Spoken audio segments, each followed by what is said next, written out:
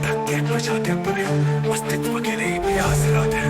अगर कभी वो सभी करता तो उसे जनता और इंसान प्रजाति की सर्वश्रेष्ठता के कारण को स्पष्ट नहीं कर पाता। सर्वश्रेष्ठ निर्मल प्रेम सत्य के बिना सब मानसिक रोग है जो सब प्रजातियों के उपस्थित है।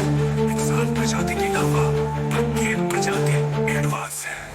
सर्वसारी कायनात में इंसान अस्तित्व से लेकर अब एडवांस होने के प्रयास में है।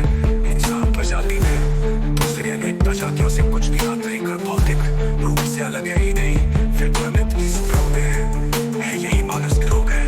अगर हमारी राशि में पृथ्वी भी न हो तो सिर्फ हमारे ही ब्रह्मांड को रति भर भी फर्क ही नहीं पड़ता इंसान प्रजाति की तो औकात ही क्या है।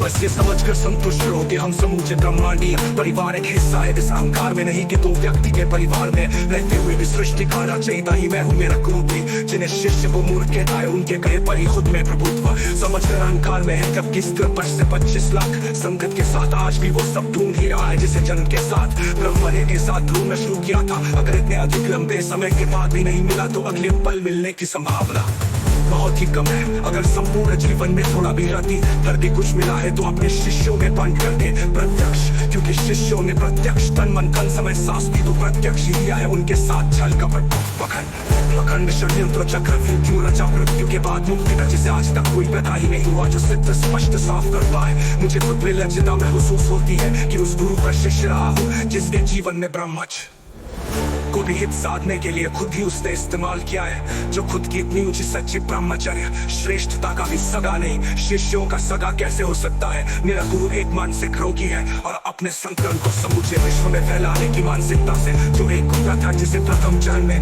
दीक्षा के साथ ही शब्द प्रमाण में बनकर तथ्य विवेक से वंचित कर अनभक्त समर्थक तैयार कर पीढ़ी दर पीढ़ी शोषण दस्ता के रूप में स्थापित किया जा सके। जो वैज्ञानिक दृष्टिकोण से सबसे बड़ा मुराद है मानवीय संरक्षण के भी विरुद्ध है। मेरे गुरु के संगठन की समिति सदस्य IAS ऑफिसर ही है जो गुरु को संरक्षण देने को सेवा में रखते हैं। सर्वश्रेष्ठ निर्मल सर्वश्रेष्ठ समृद्ध निपुण सक्षम प्रत्यक्ष वास्तविक शाश्वत सत्य है। गुरु शिष्य को बर्दाश्ता शोषण की पराकाष्ठा से भी गुजर जाते हैं। कोरोना काल में लगातार 3 वर्ष अपने शिष्यों को 24 घंटे इस्तेमाल कर 1 लाख संगत के लिए रहने के लिए मान किया था।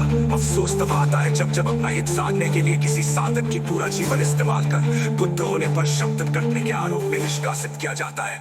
ये मेरे गुरु की फितरत है। जब इंसान ना होता है तो तारीफों के पुल बन देता है। मतलब निकलने के बाद अंक तक भी नहीं मिलता। कुर्ती में दृष्टि मिलने को वंदनी बोला गया है जिसका प्रथम स्थान है जो एक ढोंग पकड़ने षड्यंत्र चक्रव्यूह चलता